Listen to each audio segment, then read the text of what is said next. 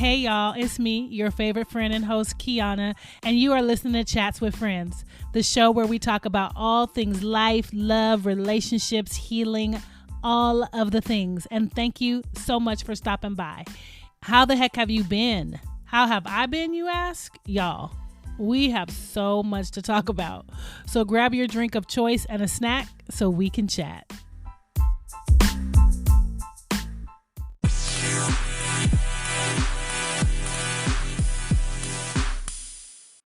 And just like that, we're back. Welcome to Chats with Friends.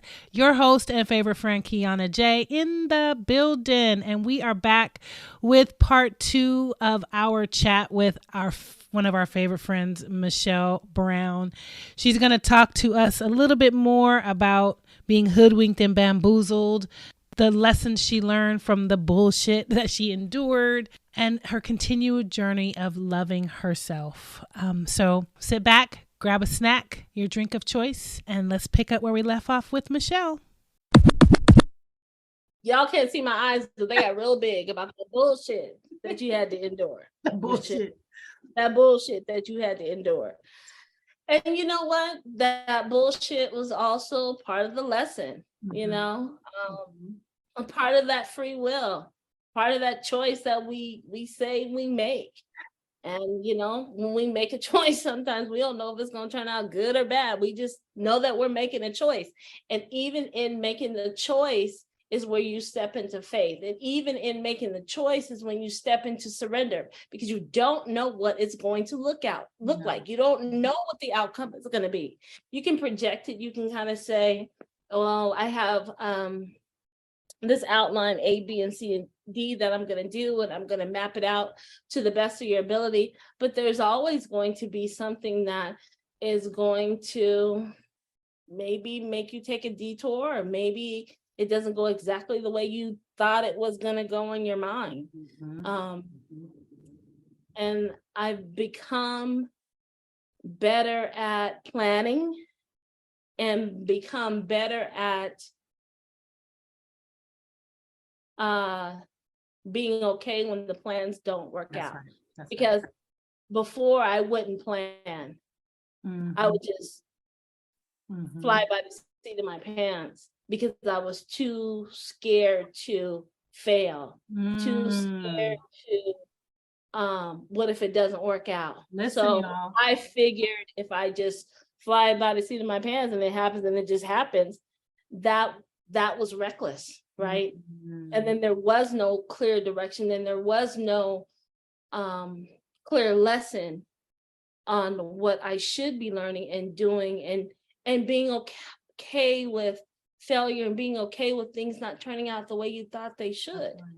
That's a growth. That's growth. That's emotional intelligence. That's like, you know, don't just be out there just flying by the seat of your pants. Seat of your pants, have some sort of plan. It doesn't have to be a perfect plan, but have some sort of plan. And if A doesn't work out, then you'll know that there's B, and then you'll know that there's C, right?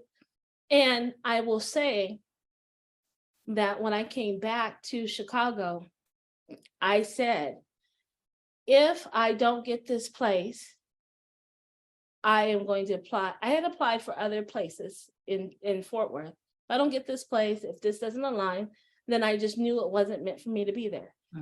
But everything was in alignment. Everything. From the $1,800 for them to come move my stuff, for me to take the flight on New Year's Eve, for me to arrive and my stuff was here, for them to unpack it and me be here on the wake up on the first of the new year in the place that I decided I wanted to come back to. When you know when God has his hands on what you're doing, when it just is so streamlined. So ease, the ease and the flow of it, right? Yes.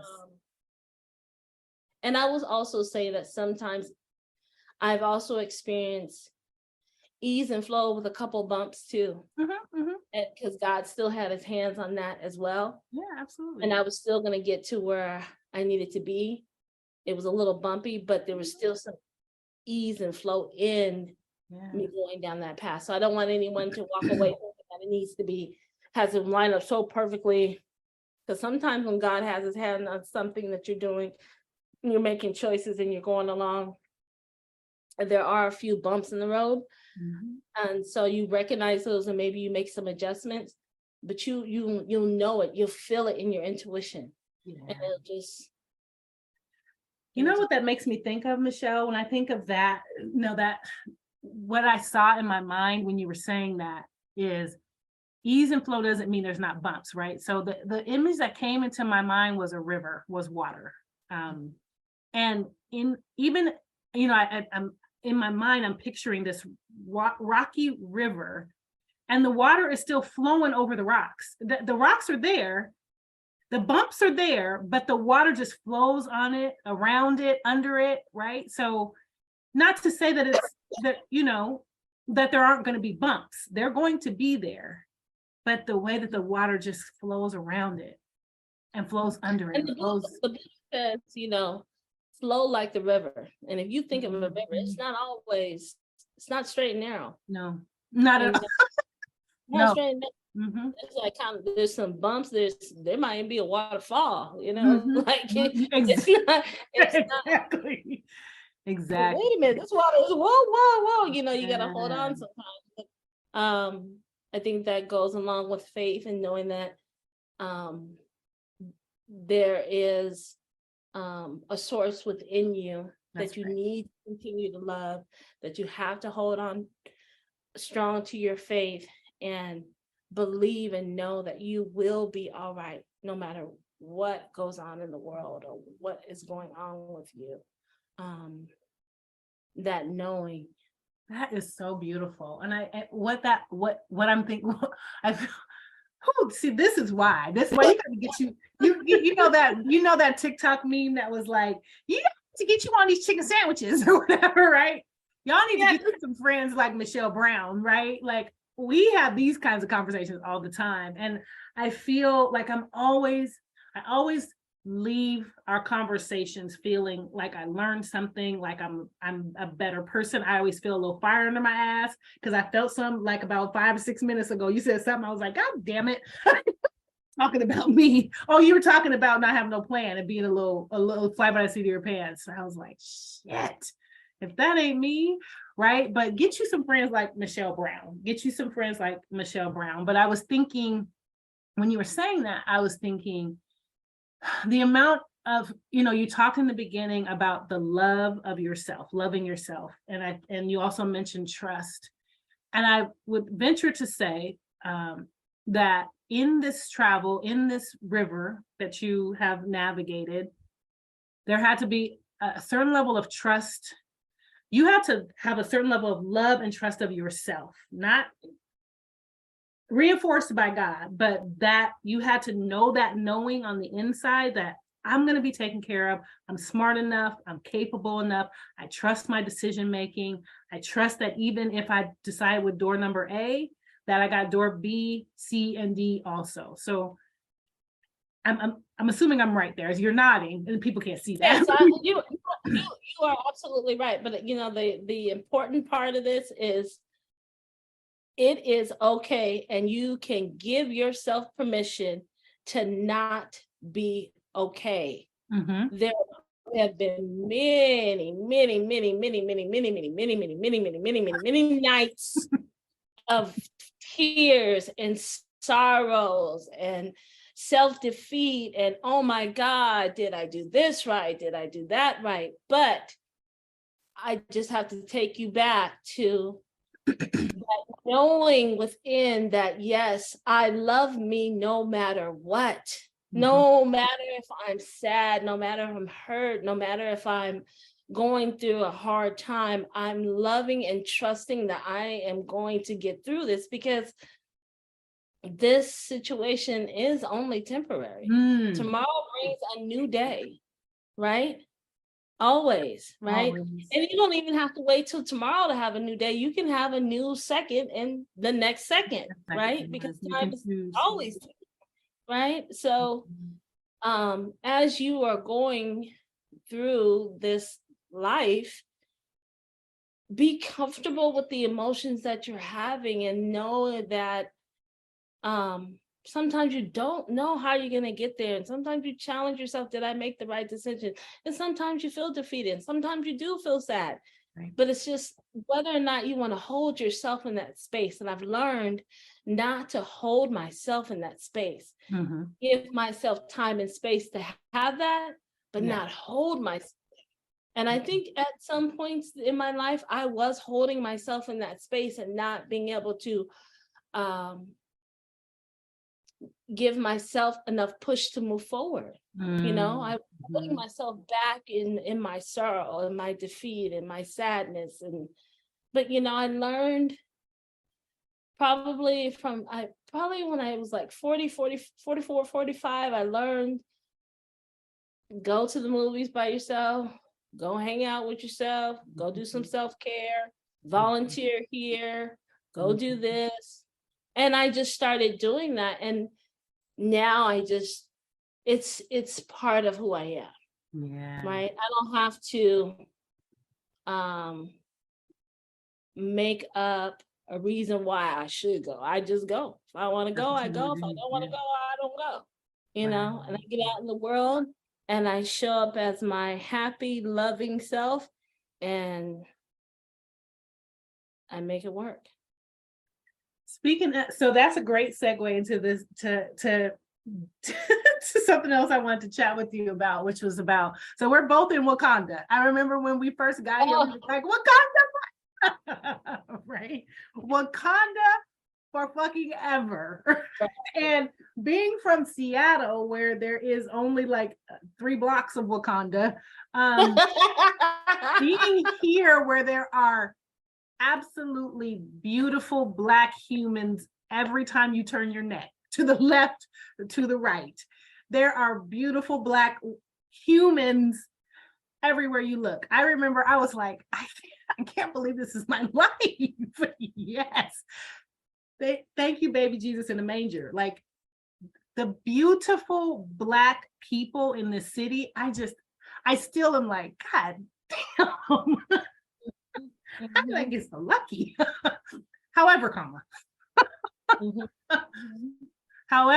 and I'm not just talking men, I'm talking women too. I'm just talking beautiful Black people in the city. Dating. So I know when we first got here, we both were brand spanking new, and I got down to the Tinder because of you. You was like, get down to the Tinder and meet some people. And so I get onto the Tinder when I first got here. And that was back in 2018. So we both moved here in February of I moved here in February 2018. I think you came in January 2018. But anyway, 2018. And so now, you know, are you dating? What's your dating situation like? Are you interested in dating?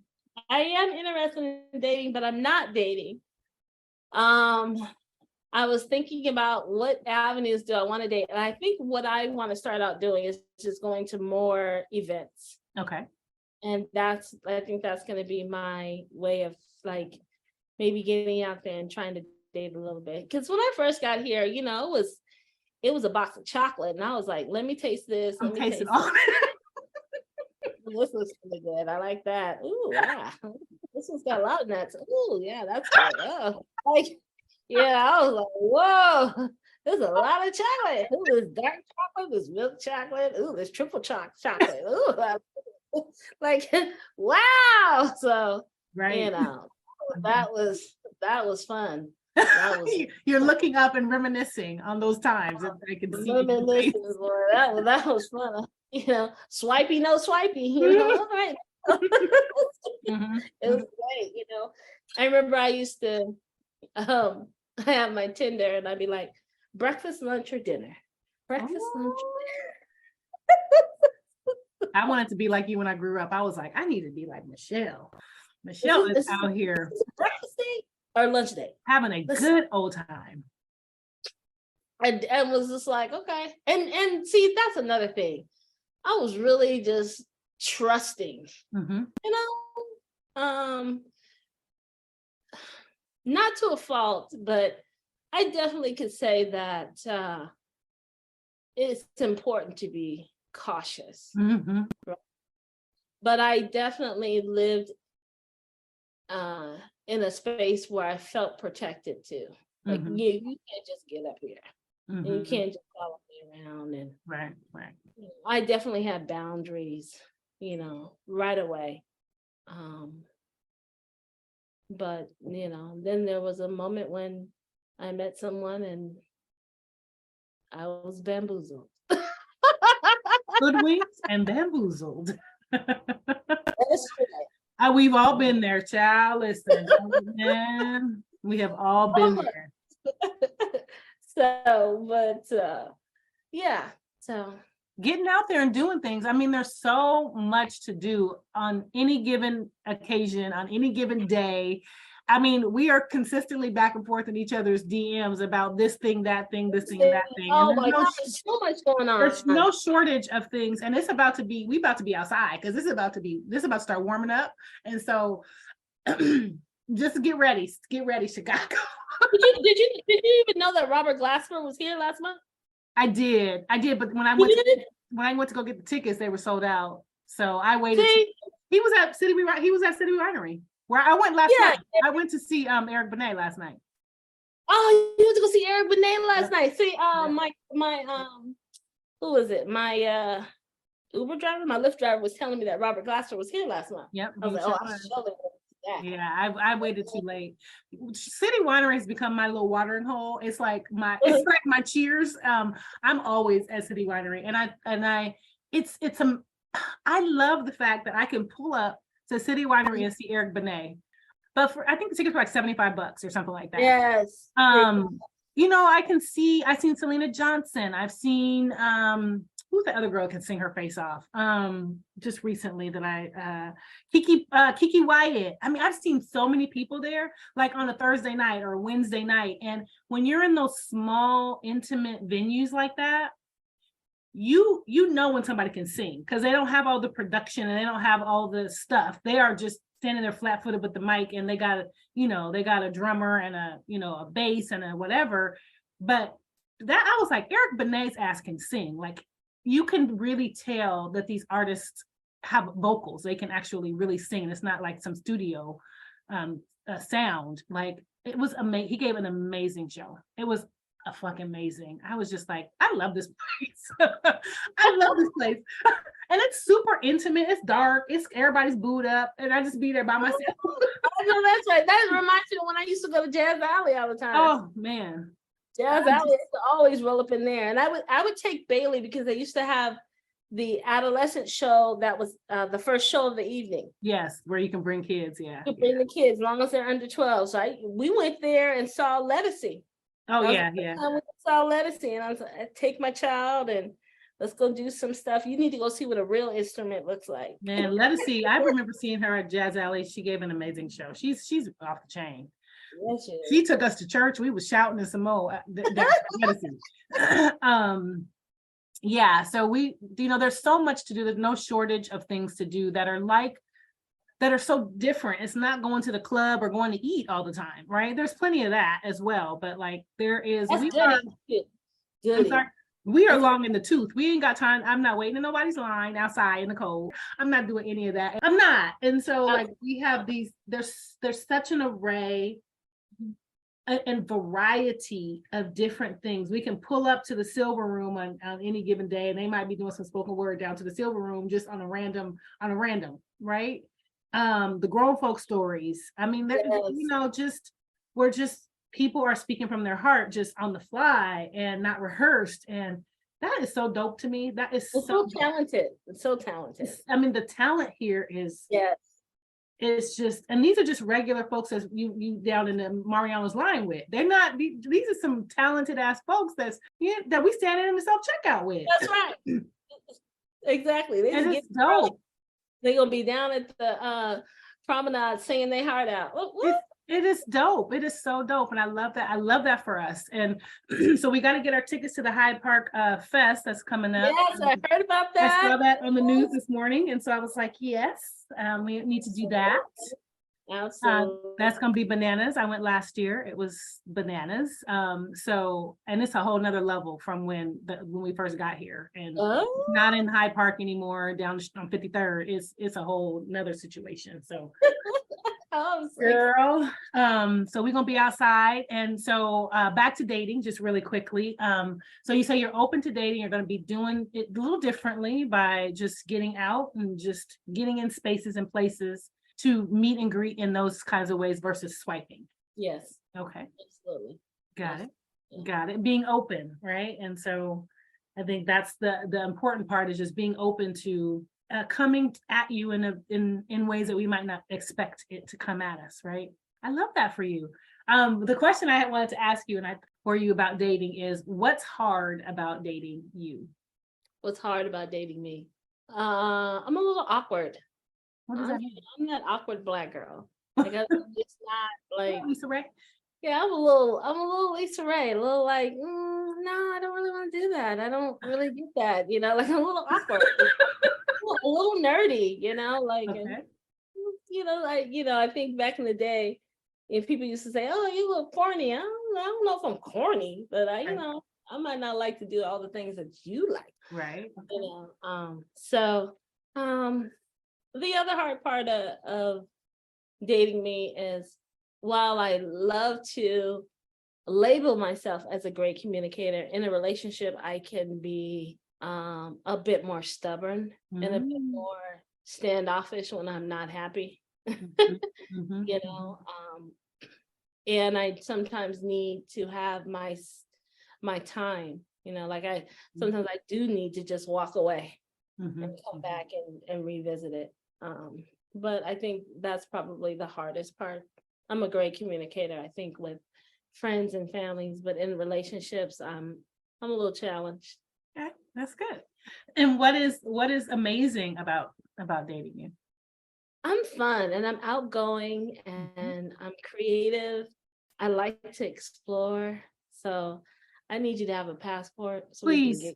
we can get it going, because I just told you that I was here in Chicago in 2018, and then I moved to Fort Worth, and then I came back to Chicago, and I'm about to go any indication. And I am trying to put on the calendar to go to Egypt this summer. Okay. Plus go to Portland to see one of my young nieces get married. So I'm out. I'm the kind of person that likes to get up and get moving and get going, and I want to see the world. I want to see places, and we can go for just a walk down here on Lake Michigan. We can light some candles. I like to be romantic. I like to be intimate. I like to be into you and you into me, and that does not require sex. Say it louder for the people in the back, man. Does not require sex, although that part is, absolutely wonderful. It doesn't require it, and sometimes I do really just need to be intimate. Yeah. And intimacy looks a little different for everybody. Maybe intimacy for him is him watching the game and me curled up next to him with my feet underneath his legs, with me snoring in the background, him nudging me, telling me I can't hear the game, like whatever that. That's intimate, right? So intimacy looks different for everybody. I challenge people to just know what your intimacy looks like. What does it feel like? Into me, you see means that you see the way I love myself, right? You see that I hold myself, self-care, the way maybe on Tuesday I'm really, really messy and it doesn't bother you. That's still intimacy. Maybe if it does bother you, come in and be like, babe, you want me to help you fold this or do that? Or like, that's intimate. Into me, you see me. Into me, you see me. Yes. Oh man, I love that. What I'm reminded of is just earlier in the conversation, just the sort of through line of this understanding and knowing of yourself, right? And the love you have for yourself. And in order to communicate to anyone how to love you, you have to know how to love you. You can't communicate to him. He's not, he, she, they, whomever they are not mind readers. And so we show people how to treat us by how we treat ourselves. And so, being clear about what your intimacy is, being clear about, even having some hard conversations about, this is what I'm struggling with in dating me. This is what the things that I'm working on, or why I've had some challenges in the past in this area. And I believe iron sharpens iron, right? And so how can we make each other better human beings on the planet as a couple?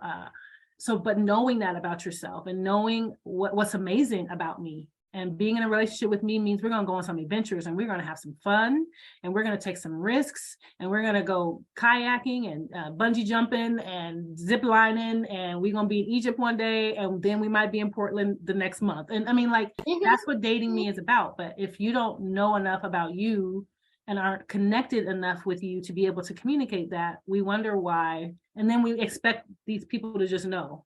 They can't read inside of your head. You know what I'm saying? And you don't know enough about you to even be able to articulate it. And so the fact that you're able to articulate that's amazing. So this beautiful, beautiful young lady here is going to take somebody on an adventure. Somebody's going to be lucky enough to go on an adventure with you. So be ready to be ready to be ready. Be ready to be ready.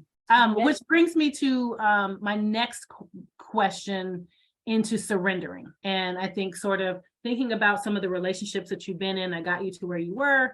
Is there anything you have to surrender and or let go of as you think about your next, dating again and what that might look like?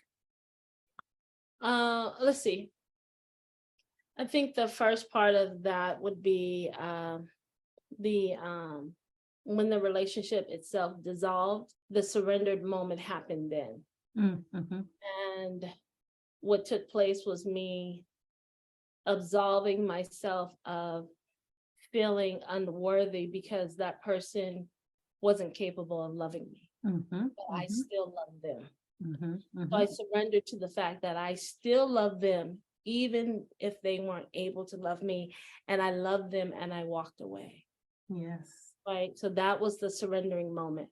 So from there, it was letting go of the thought that, will I ever love again? Am I capable of love? Surrendering all of that, like knowing, yes, you will. You will love again. You are capable of love. You did show love. You showed up fully, authentically as yourself. And letting go that person just wasn't ready to receive. Instead of holding on to, well, why weren't they ready? And how come they weren't ready? And all those questions that come to mind. Or that you did anything wrong to make that I did anything wrong, letting all of that go. So that moment happened then. And so now I'm just trying to create a new way of meeting people. Like, what are we gonna do? How are we gonna meet you? Where you at? Where you at? Where you at? 1-800 Michelle Brown. Where you at? So, that's where I'm at. That's Good. it. Well, I wanted to bring surrendering in because, of course, as I mentioned, this beautiful, beautiful table book. You guys can't see it. I'm holding it up, and I'm holding it up to Michelle as if she doesn't know what it looks like. And she wrote it. But it is a beautiful table book, and it has 365 days of surrender in it. So as we wrap up, Michelle, tell us a little bit about your book, how sort of your journey to getting to this beautiful, beautiful, the images are stunning. The words are affirming and aspirational and just life-giving. Give us a little bit, tell us a little bit about your book, where they can buy it. Because you do want to buy this, you do want this beautiful piece in your home, on your coffee table, to reflect on and read and be affirmed by this beautiful Black woman, Michelle Brown. So take us on home. So 365 days of surrender is daily affirmations of life-giving, just like Kiana said, and food for thought. Some of it is like really asking you questions about, what are you willing to surrender and let go of? And each day has the word surrender in it. The book is published at bookbaby.com. And then you're going to go to bookshop and put in Michelle Brown and the book will pop up. And there it is. ready for you to purchase. Surrender came to me at a time when, and I know I've said this in this podcast, when I was at my lowest point before I started to tell myself that I loved myself every day. I was struggling. I was trying to figure out what I was going to do, how I was going to make it. And I was at the point where I had to sell everything in my house. I had a friend who was telling me about Vipassana meditation, which is a 10-day meditation retreat where you go and you don't talk to anyone. You don't write, you don't exercise, you don't have cell phone, you don't eat meat. It's absolutely silent. And I went on the Vipassana retreat, and I came back and I knew that the spirit that spoke to me that you need to write this book. And I knew the book was definitely going to carry me through my journey, but I knew that it was life-giving enough for everyone else who picked it up and started wherever they wanted to start in that book. I always say start with your birthday and then start with a special day and go from there. It was a dark, difficult time, and I think we as humans sometimes, more than often, feel those moments of darkness in our life. But I want to encourage everyone who's ever thinking that they're not going to get through, you really are going to get through. And there is, I know it's so cliche, but there is light and abundance and joy and love on the other side. There really is. And it starts with the way in which you really love yourself. That's where it begins. It's how much you surrender to God, surrender to loving yourself. That's it. Yeah. That's it. That is it. That was beautiful, Michelle. Thank you. I am blessed. I feel fortunate. I feel honored to call you friend. I am grateful that God saw fit for our lives to collide back in 2016. Shout out to Momentum Education Leadership and a Basic Program. Shout out to Michelle Majors, Dr. Michelle Majors, who will also be a guest on this podcast, for giving me the ticket, gifting me the ticket to go to Momentum Education, life-changing experience where I met you. And so I feel extremely fortunate, extremely blessed. And I thank you. Thank you for being you. Thank you for keeping the fire lit under my ass all the time. Thank you for always, reaffirming me and reminding me whose I am and who I am in this world. And just for being a friend, for being an ear, for listening to God and downloading those messages from God to me. Yeah, for just being you. And I'm looking forward to being out in the Chicago streets with you this summer. Yeah. And making some memories. And the rest of this winter too. You mentioned that you mentioned something about this or that. What is this or that? Yes, I did want us to do it. And this was part of like a getting to know you sort of. And I do want to do our icebreaker really quick as well. But I do want to ask this question from the deck of cards. But this or that, so I'm going to give you like 2 words and you pick one or the other, right? So I have a few that I've listed here. So sunset or sunrise? Ooh, baby. I know, huh? Oh, let me tell you about that sunset and that sunrise. Let me tell you about it. When I tell you, and for everyone who's seen them, okay, and I mean really been at the moment when the sun hits the base in the morning, and then the sun hits the base in the evening, and that orange, that red, that blue, that horizon that is just magnificent. It's so much a beginning and an end. Yeah. It's so much of a birth and a death. Yes. It's freaking amazing. So which one would you pick if you had to pick one? If I had to pick, which one would you pick? Sunset or sunrise? But let's talk about this. So if I choose sunset, What is it in my life that I'm letting die? Sunsetting. Or no, it's setting. The sun is set on this. It's no more. It's done. Right. It's something new is happening tomorrow. So, I think there's some days when did y'all hear that? Did y'all hear that? There's something new that's happening tomorrow. Right. So the sun is set on this. So I'm like, well, that's good. So then I wake up tomorrow and there's something new. But you know what? There also is power in knowing, well, this is done at the sunset. This is over. Yes. There's joy in that too. And that's what I'm saying about the duality of loving you no matter what. Yes. Yes. Because sometimes it's not pretty. Right. So I would say that I think for me right now, it is sunrise because I love waking up to Rashawn Patterson.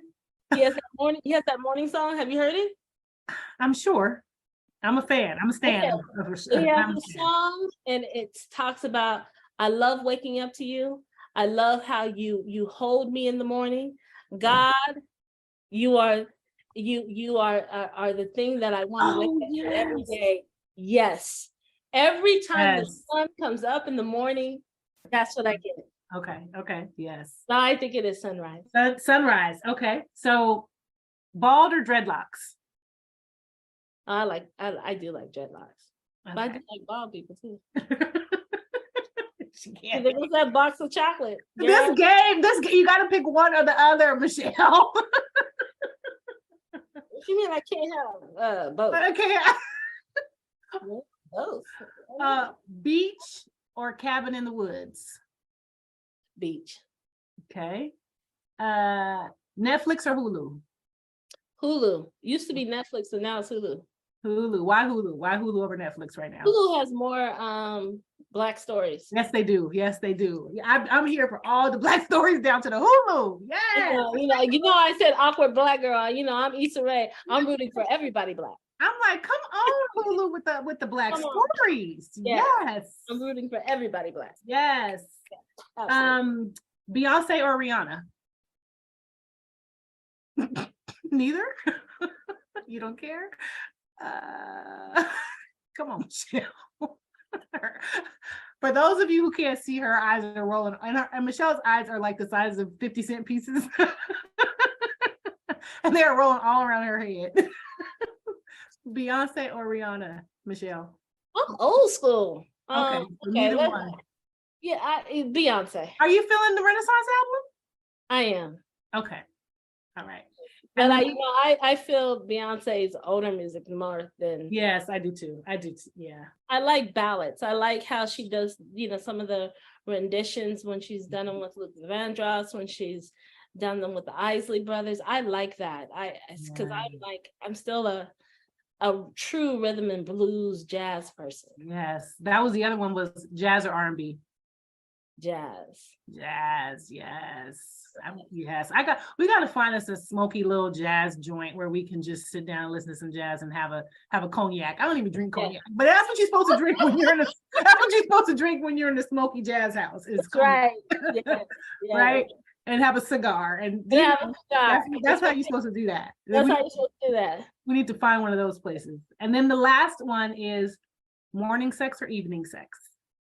Oh man, I used to get mad at my last boyfriend every damn morning. I'm like, I want to sleep in or something, or I want to see the sunrise. What you got to be, every.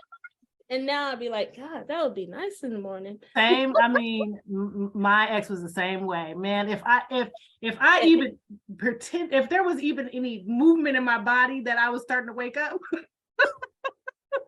at attention. I'm like, really? I was like, so much for sleeping in for me. My goodness. And then my friend got on me. She said, if you don't give that man what he needs in the morning, every morning, I know you didn't call me to complain about this. Get off my phone. I was so embarrassed. I'll call on the vent and be mad. And he just wants it every morning. I'm just letting it up. She said, what? Because them extra 15, 20 minutes of sleep be important. Shoot, damn it now. You interrupted my We're sleep gonna get pattern. off my phone and give that man what he wants every morning. His face was all elated, like, see, I told you. Oh, gee, I called the wrong person. Let me call somebody. Okay. She was right. So Yes. I would say morning for sure. Morning For sure. sex. Okay. As long as I can go to sleep afterwards. I'm gonna pick a card from the And Friends edition. Yeah. And I'm gonna pick the first one that came up. And the card says, if you could have any job in the world, what would it be and why? I would love to speak. Yes. Yep, that's what I would love to do. On a grand scale. Yes. I could see it all day. Yeah, yep. That's what I would love to do. And get paid for it. And handsomely, yes. Yeah, and also, aside from getting paid for it handsomely, really tap into the quality of what we've been talking about, which is the self-love, because I feel like so many of our young people, like you were saying, are so externally validated by things that they don't validate themselves enough. That's right. And they don't know to just love themselves no matter what. That's right. That's why these young ladies are out here getting these BBLs, and because they're looking for somebody to tell them they're beautiful, and they got a banging body, and Instagram, God bless it. I don't want to knock social media, because I think there's some really good in social media, but social media has created this clusterfuck of that make people, everybody's competing and everybody looks the same.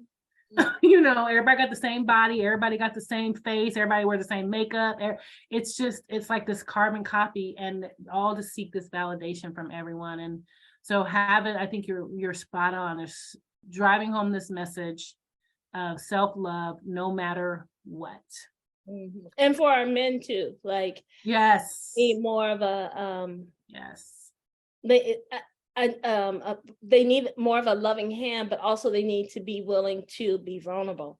That's right. You can't give love to those that are not vulnerable, but I want them to know and feel like they're in a safe space to be vulnerable, because you can't be vulnerable with everybody. That's exactly what I was just going to say. Yeah, because people will take advantage of it. But for men to find more of a safe haven, a safe space for them to be vulnerable, so they can tap into that side, know that emotional intelligence about themselves, so they know when to use it and when not to use it, and not be trapped in their anger and their fear and their doubt and their self-hate. Yes, 100%. And I think there's a lot of emphasis on men, sort of, how men speak to women and how they should speak to women, right? And I think equally as important is how we women speak to our men, and how we women speak to our men to allow them to be vulnerable. And if we tell them how ain't shit they are, and how, all the things that we say, that's some pussy shit. Like, nigga, you ain't that. Nigga, you ain't shit, and and your mama ain't shit, and all of that stuff. Like, and then we wonder why they're angry, and we wonder why they're lashing out, and we wonder why they're not vulnerable. We wonder why.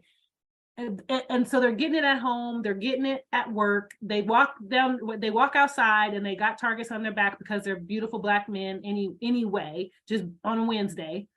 And they're getting it everywhere, and they don't have any safe spaces where they can be vulnerable, and they can share and not be ridiculed for it, or it's thrown back up in their face because they've expressed some emotions. So we have a responsibility to each other as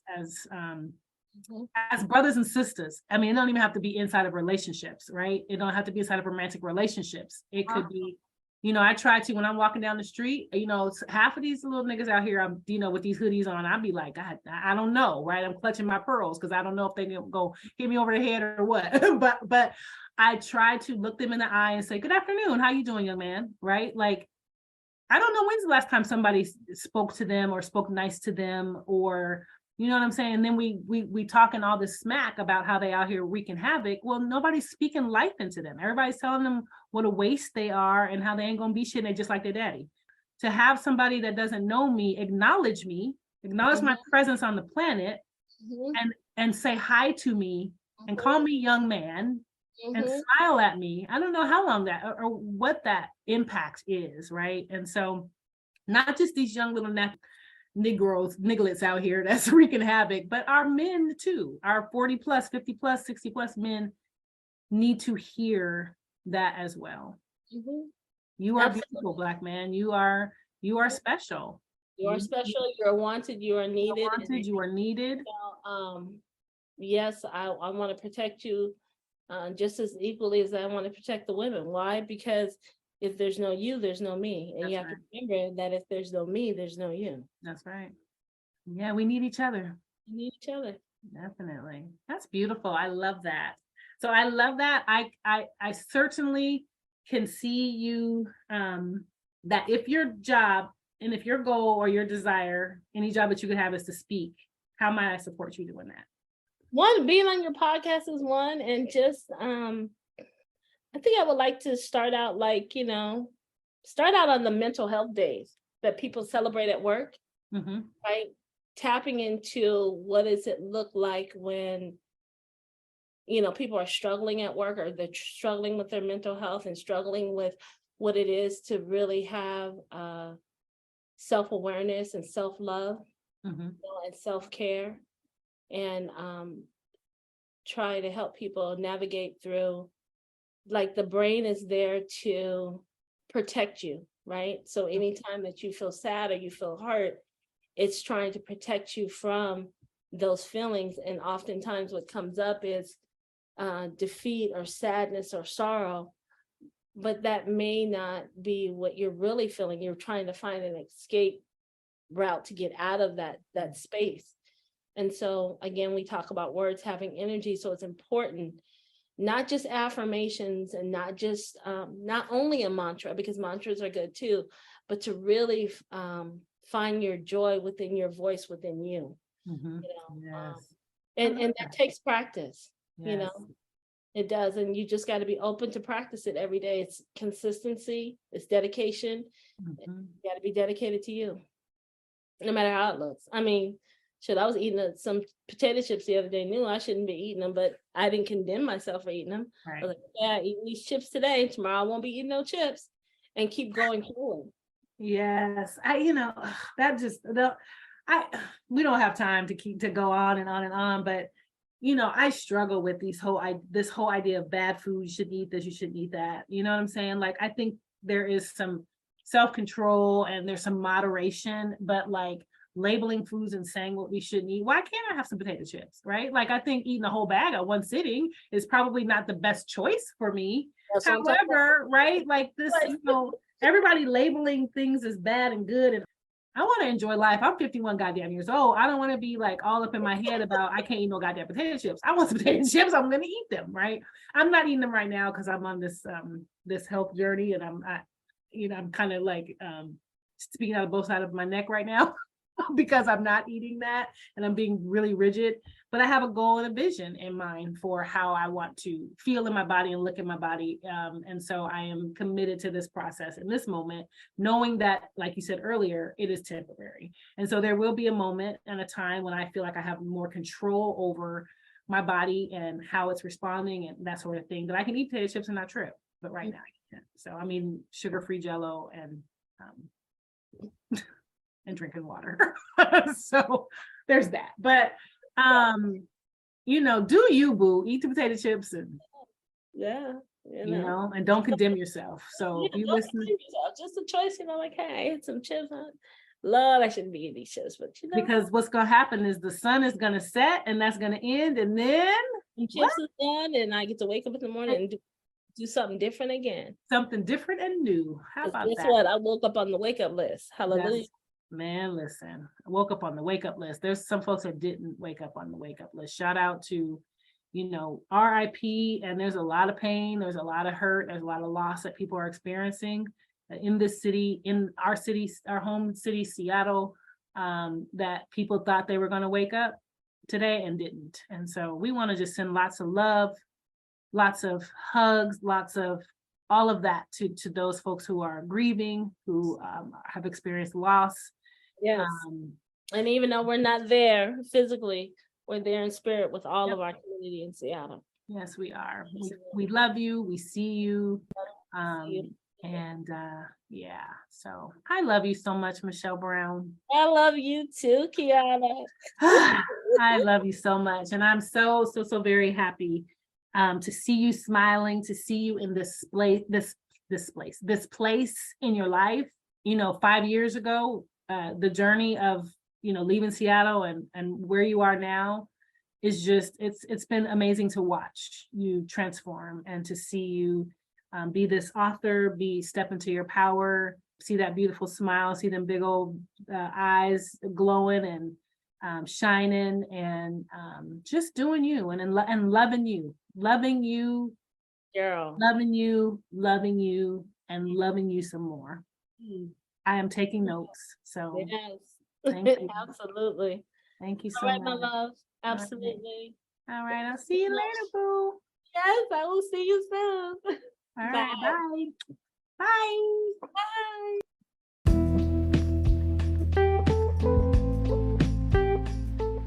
We want to thank Michelle Brown again for joining us on Chats with Friends. It is always such a pleasure to connect with her. I'm so grateful and fortunate to be able to call her friend and appreciate her taking time to join me in conversation and just share with you all some of her ups, her downs, her arounds and arounds, and to her journey of loving herself, as well as her journey of writing her book. So I encourage you all to get on the internet and grab yourself a copy of the book 365 Days of Surrender, written by the one and only Michelle Brown. It will move you, it will inspire you, it will support you in those days where you are not sure what to do or how to do it. It will encourage you, it will motivate you, it will release you, it will support you on your journey. And so I encourage you to pick up a copy of the book. Thank you to everyone for tuning in yet again to another episode. We love you, we thank you, and we'll see you next time. Have a great week. Bye.